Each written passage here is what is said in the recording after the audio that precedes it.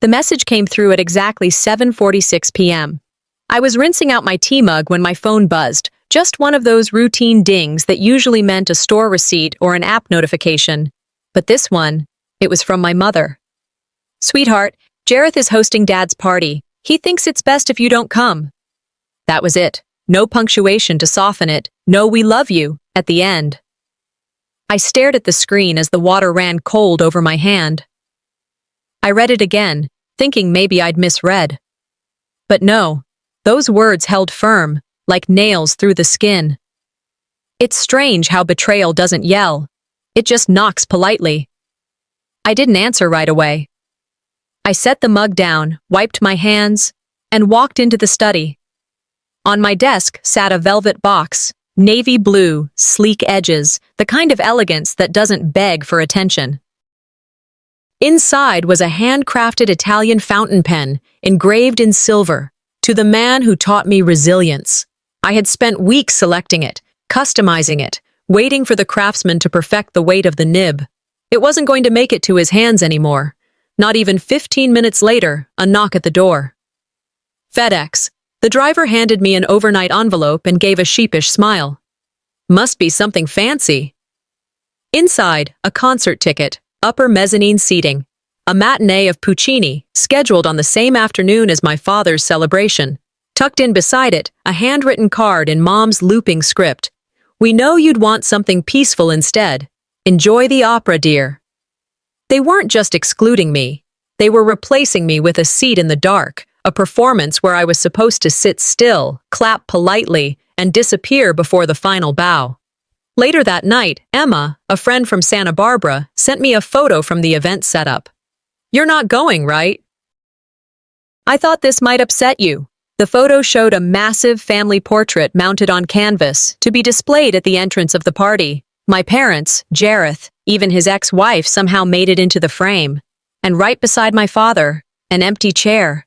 Just there, like a symbol, like a reminder of what used to sit there. "They didn't replace me," I murmured. "That might have hurt less. They left space, like I was never really there." I'd been here before. 11 months ago, I sold off my rental property and liquidated my brokerage account to wire them enough to save their house from foreclosure.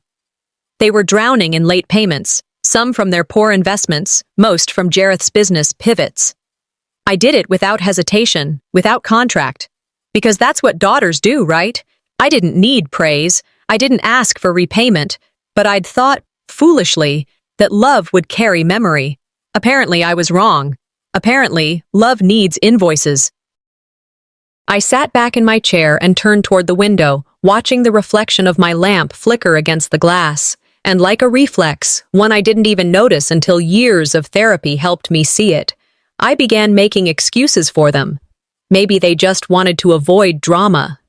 Maybe Jareth was trying to make an impression with someone from work. Maybe they really thought I'd enjoy a quiet opera more than a loud gathering. Maybe, but the ache didn't lift. I walked over to my bookshelf, pulled out an old leather-bound notebook, and opened to the first clean page. With the same hand I'd planned to use to sign the gift note, I wrote a single line, "Let them forget, but I won't." The morning after the concert ticket arrived, I woke up to a missed FaceTime call from Juniper, my niece. She's 6, still all curls and chaos.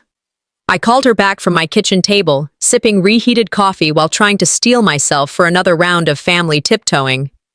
"Hi, Auntie Marlena," she chirped, waving a stuffed bear in front of the camera. "Guess what? Daddy says you're just the money lady. You don't really like being around people." She didn't say it with malice. She said it like someone who'd memorized a script, like a kid repeating a bedtime story word for word. "That's so?" I replied softly, forcing a smile. "Well, sometimes I do like being alone." But my chest hollowed out. That wasn't her voice. It was Jareth's, unfiltered and dressed in innocence. He didn't just talk about me when I wasn't in the room. He planted the narrative like a seed in his child's mind. After we hung up, I stared out the window for a long while. The rain hadn't let up, but it felt different now, like it was trying to wash something off that couldn't be scrubbed clean. Around noon, Mom called. I didn't rush to answer. Her voice came through like a well-practiced tone from a voicemail she's left 100 times before. Sweet, even, soothing, but never warm. Jareth just needs this one win, Marlena. You've had your moment. You've done so much already. We all know you're brilliant, but sometimes your light makes it hard for others to breathe. I didn't respond immediately. I let her fill the silence with more justification. How this was about family optics, how it was only one event, how you're always so self-sufficient, honey. When she was done, I inhaled slowly and said, maybe if the room is that fragile, it doesn't deserve my light. And I ended the call before she could launch into round 2. I opened my laptop and clicked into the press folder for Dad's upcoming party.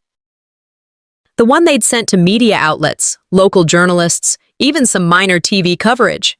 There he was, Jareth, front and center in the copy, the visionary son who guided the family through financial recovery. The phrasing was slick, curated. There were quotes about resilience, rebuilding, and leading the charge. I scrolled, and scrolled. My name didn't appear once. I didn't want confetti or a plaque.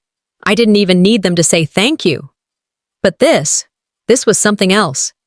It was a surgical erasure, a quiet rewrite of history with me edited out in the final cut. I closed the document and leaned back, trying to remember if there'd ever been a time they'd acknowledged me without it being a footnote to Jareth's spotlight. Maybe when I got my MBA? No. They said I'd become too corporate. When I bought my first property, Dad joked I'd become a landlord before learning to cook. I opened a new folder on my desktop, titled it, Reclaiming the Truth. Then I started gathering everything, bank transfers, signed mortgage statements, photos of the property before and after renovation, the entire paper trail, not because I was going to sue them, not yet, because I needed to remember I wasn't invisible, I was foundational. I'd spent years believing my absence in family memories was just forgetfulness, but it wasn't. It was framing, narrative control, and I was done letting them hold the pen. I added one more file to the folder, a voice memo from Dad, 6 months back, the night I wired the money. You're saving us, baby. I don't know how we'll ever repay you. I played it twice. And then I whispered into the quiet, let's see how they like the full story. Sunday afternoons were supposed to feel slower. In my world, they used to. I'd make a second pot of coffee, sit with the newspaper like it mattered, pretend the day ahead wasn't just another performance. But that Sunday, I couldn't pretend. An email came in from the shipping company. Subject line, delivery confirmation, signed for by Jareth. I stared at the screen. 6 months of coordination, transatlantic shipping delays, custom wood choices, engraved brass plate. That piano wasn't just a gift, it was a gesture. My father loved music, not because he played well, but because it was the one thing that ever quieted his mind. When I ordered that grand piano, I imagined him sitting in front of it on Sunday evenings, pressing keys with that soft, lost expression. The engraving was simple. To Dad, you gave us keys to grow. I give you keys to play. Now it had Jareth's fingerprints on it, literally. A few minutes later, Emma texted me a video from Jareth's Instagram. She captioned it, "You seen this?" I clicked play. Jareth stood in front of the piano, surrounded by a crowd of overstyled guests sipping white wine in stemless glasses. His voice was just the right blend of casual and charismatic. "This gift has been a dream of mine since I was a kid," he said, resting his hand on the polished surface. "Dad gave us everything. This is my way of giving back." My name didn't come up once. No mention of the months of back and forth with the dealer in Venice. No acknowledgement of the funds. Nothing. I didn't cry. I didn't rage. I just exhaled slowly. He didn't just steal the bow. He stole the intention. I needed to get off the couch, but I couldn't yet. Instead, I opened the PR package for the event that had been sent to media outlets. It was glossy, polished. Legacy laid out in headlines. There were photos going back decades. Christmas mornings, beach trips, graduations, family portraits full of matching sweaters and artificial smiles. But one thing kept jumping out at me. I was barely in any of them. Once blurry in the background of a 2013 backyard BBQ. That's it. They say no one forgets their children. That's a lie. Sometimes they remember to remove you. I used to joke about it. When Mom forgot to add my name to the scholarship donor list, I laughed. When vacation albums said, "the four of us," and I wasn't in a single frame, I told myself maybe I was just the one holding the camera. But this time, I saw the pattern. It wasn't forgetfulness. It was framing. And the frame had borders, carefully drawn to keep me just outside. I got up, walked to the filing cabinet in the corner of my apartment, and pulled out a red folder I hadn't touched in months. Inside was the notarized contract from when I paid off the second mortgage on the family home, the one that came with clauses, real ones, that Jareth clearly never read. I took the folder to my desk, opened my laptop, and started tagging the relevant documents: bank statements, property deeds, screenshots, emails. I wasn't planning a lawsuit. I was correcting the record. I opened a blank document and typed at the top, "Reclamation timeline." They wanted a silent savior. I'd been one long enough. Monday had barely stretched its arms when my inbox delivered another small betrayal, one that didn't come wrapped in malice, but in incompetence. A junior PR rep had accidentally forwarded me a thread meant only for internal eyes. Maybe she was rushing, maybe she simply clicked too fast. Either way, it landed in front of me like a matchbox in a dry field. The thread discussed the PR angle for the event, strategies, talking points, quotes to use, and then came the line that lit the fuse. "She's a finance machine," Jareth had written, "not someone you want giving speeches. Cold, dry, lacks warmth. We don't need a TED Talk on taxes. Keep her off the mic." My breath didn't catch. It slowed, like my body had finally synced to what my brain already knew. Mistakes don't reveal new truths. They just confirm the ones you were too decent to name out loud. I closed the laptop and stepped away from the desk, pouring myself half a cup of yesterday's coffee and not bothering to reheat it. It tasted like burnt edges and old furniture, and I let it sit on my tongue longer than necessary. The phone rang. Again, her. Mom's voice came in honeyed and composed, as if we were discussing brunch plans instead of generational rot. "Sweetheart, let's not turn this into something messy," she said, her tone tiptoeing between condescension and concern. "We're all trying to keep the peace. If you behave, Jareth's open to mentioning you during his toast. Just a sentence, something light." A beat of silence passed between us. "Let me stop you there," I said, my voice low but steady. "I don't need to be squeezed into a sentence. I am a full chapter." She didn't reply right away. The silence that followed wasn't confusion, it was calculation. But I didn't wait for her to finish recalibrating. I hung up. By noon, I was on the phone with Deegan, my attorney. "Yes," I confirmed, opening the folder labeled House Documents on my desktop. "The full amount was paid in 3 wire transfers. I want those documents compiled, indexed, and time-stamped." "Understood," he replied, already typing in the background. "Would you like me to prepare the clause trigger?" "Not yet," I said, "but I want to be holding the match when I decide." That night, I sat in my living room, a single lamp illuminating the files spread across my coffee table. I opened the camera on my laptop and hit record. Not for YouTube, not for drama, just for me. "My silence was never weakness," I said, my reflection staring back, not blinking. "It was patience. This is me, taking my name back." I paused, exhaled. Whatever they erased from the record, I've kept in triplicate. I stopped the recording and saved it into a folder called Proof of Presence. No need to send it yet, but it existed. And sometimes that was enough. A few hours later, while making a salad I didn't really want, a new notification slid across my screen. A public event page had been updated. Jareth was now described as the child who rebuilt the family's legacy through vision and sacrifice. I set down the knife and read the sentence again. Not laughed, not rolled my eyes, just stood still. "They really think people don't notice the quiet ones," I whispered. And then I smiled. Not bitter, not smug, just ready. Let's see how the public reacts when they learn who paid the bill. I flew into Santa Barbara on a flight so early, even the sun hadn't committed to the day yet. I booked everything under a name that didn't belong to me, which somehow felt appropriate. No one needed to know I'd arrived, especially not the people throwing a party in a house I legally owned.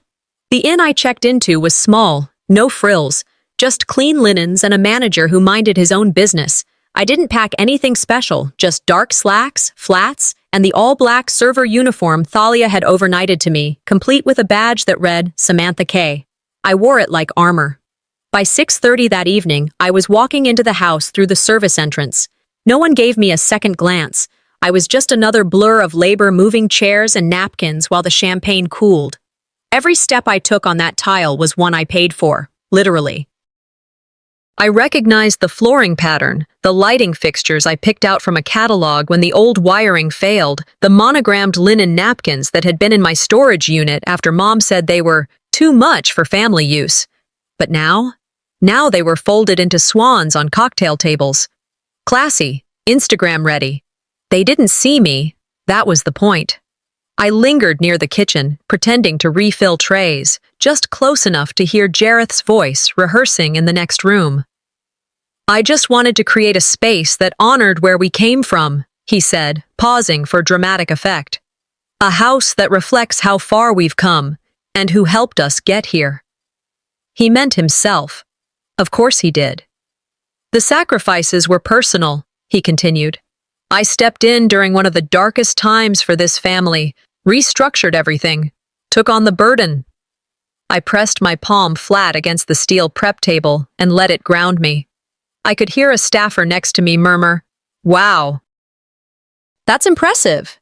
He didn't just rewrite the credits, he recast the lead. I slipped out of the kitchen and into the hallway. My heart wasn't racing. I wasn't angry. I was focused. Back in the guest bathroom, I pulled out my phone, opened my email, and searched for one document, Property Agreement, Clause 3. There it was. Failure to repay the full principal by the 12-month mark defaults ownership to the lender. I glanced at the calendar. Tomorrow was the deadline. They had no idea. For a moment, I stood at the base of the grand staircase, where guests would soon take photos and pose as if everything they were standing on had been earned, not gifted, not wired from the account of a daughter they didn't want in the room. At 9:12 p.m., while a quartet tuned their instruments and someone lit the outdoor fire pit, I sent a text to Deegan. "Prepare the notice. I want it delivered the night of the toast." He replied within seconds. "Understood." Confirming courier. I stepped outside through the side door and stood near the hedges, far enough not to be seen but close enough to feel the warmth from the kitchen vents. Through the window, I could see the chandeliers flicker on one by one. They were laughing inside, toasting, admiring. "They think I'm not coming," I whispered to myself, voice steady, and then I smiled, sharp, quiet, and sure. "They're not ready for how I'll arrive." The air inside the house buzzed with laughter and wine, clinking glasses and artificial praise. It was the kind of noise that swells when no one dares to speak the truth. I stood in the back, still wearing the black server's uniform from the week before, blending in beneath the chandelier's warm haze. No one looked at me. That suited me just fine. Jareth climbed onto the platform near the fireplace, glass in hand, teeth gleaming, voice measured for maximum sincerity. "This house," he began, his arms sweeping behind him, "is more than walls and floors. It's a symbol of resilience, of family, of the ties that pulled us through." The guests applauded on cue. I didn't flinch. I watched. They cheered for a story I paid for. In the next room, Thalia's team moved quietly. One by one, cream-colored envelopes were placed into the hands of guests, some discreetly under dessert plates, others handed off like cocktail napkins. Inside each, a printout, title deed, mortgage ledger. A clean legal record with my name, not Jareth's, on every page. I watched one couple pause mid-toast, unfolding the paper. The woman frowned, whispering to her partner. Another man shifted in his chair, glancing toward me, confused. The buzz began to shift. Then came the screen flicker. Jareth had queued up a video montage, photos, testimonials, a pre-recorded interview where he polished the narrative like a trophy, but that wasn't what played. Instead, the room dimmed, and my file took the projector. It was a Zoom clip, grainy but clear. Jareth's voice filled the room. "She's just the bank," he said, chuckling. "We give her something to do so she feels useful. It's harmless." The silence that followed was a vacuum. One of the waitstaff gasped. A guest near the front turned to look at me directly for the first time. No one moved. No one applauded. I stepped forward. "My name is Marlena," I said, my voice steady, calm. "I own this home. I saved this legacy. And tonight, I'm here to reclaim it." All heads turned. Jareth stood frozen, mouth slightly open. Valora stared at me like I had just walked out of a grave. From the corner, Deegan stepped forward, dressed in a suit so sharp it could have sliced tension. He handed Jareth an envelope. "Legal notice," he announced. "As of midnight tonight, the ownership clause is triggered. Full repayment has not been made. The property reverts fully to Ms. Caldwell." I didn't gloat. I didn't smile. I simply stood still as realization crawled across every face in the room. Ronan rose from his chair. "Marlena," he started, "can we just—" Valora interrupted with a shrill, "This is obscene! You're tearing this family apart!" "No," I said, my voice unshaken. "I'm ending a performance." Jareth ripped open the envelope, reading with disbelief and then horror. His hands shook. He muttered something about defamation and lawyers, but no one followed him when he stormed out the side door. Guests began gathering their things. Some avoided eye contact. Others gave me small nods. Not pity, not admiration, just acknowledgement, like they finally saw what was always there. I stood still, in that same uniform, in the house that now echoed with truth. And for the first time in years, I didn't feel like the outsider. The morning after, my phone was a war zone. Missed calls, voicemails, texts that jumped from shock to guilt to veiled threats, like someone trying to backpedal across broken glass. The group chat that hadn't so much as acknowledged my existence in 2 years now lit up like Vegas. "Why would you do this here?" "We need to talk." "You've gone too far, Marlena." Funny how the people who ignored you the loudest become the noisiest when their narrative collapses. I didn't respond to any of them. I was halfway through making coffee when a new email slid into my inbox, forwarded from an unknown address. No message, just an attachment titled Updated Estate Filing, Caldwell Family. I opened it.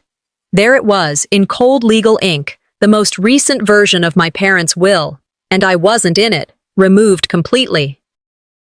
Where my name once was, there was only white space and a footnote, excluded due to lack of emotional proximity and prolonged disengagement from familial unity.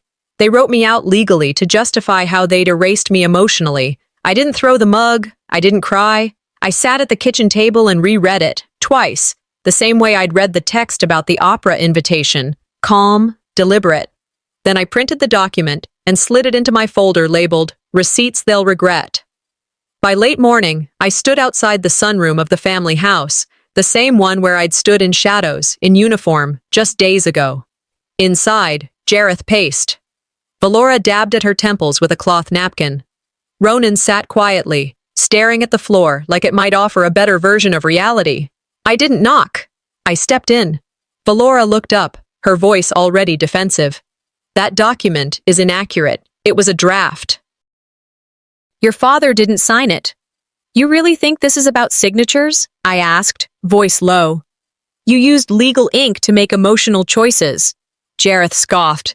"You're being dramatic. We didn't exclude you. We just didn't think you'd want to be involved." "Right," I said, pulling out my own binder, laying it on the glass table. "So this must be your definition of involvement. Transaction history, wire transfers, mortgage payoff records, deeds, all organized, all time-stamped." "This isn't revenge," I said. "This is arithmetic." Ronan flinched slightly, then cleared his throat. "I didn't know about the will," he said softly, more to himself than anyone else. He turned to Valora. "What exactly were we protecting? A lie?" She didn't answer. Her hand shook just enough to knock over the glass of lemon water beside her. For a moment, no one moved. The silence wasn't grief. It was exposure. Finally, I stood. I looked at Jareth.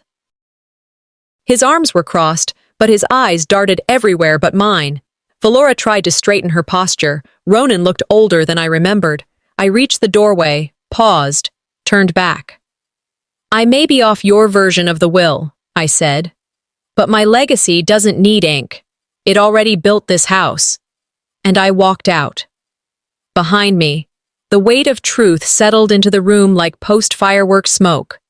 Acrid, dense, undeniable. 2 weeks later, I stepped into my apartment and let the silence greet me, not as a punishment, but as a friend. The same walls, the same books left half-read on the table, but nothing felt heavy anymore. It wasn't the place that changed. It was me. For the first time in years, I walked into my home without dragging my family behind me like a rusted anchor. There was a letter waiting for me on the counter, not a printed statement or a legal threat. It was handwritten, in slanted blue ink, the kind only Aunt Eloise still used. No return address, no grand opening, just my name on the envelope, like it had always belonged. Inside, just one page, one message. They couldn't see your worth. That doesn't mean it wasn't there. I saw it. I still do.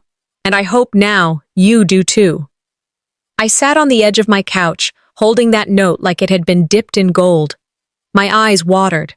Not from grief, but from the quiet power of being seen by someone who didn't need to be convinced.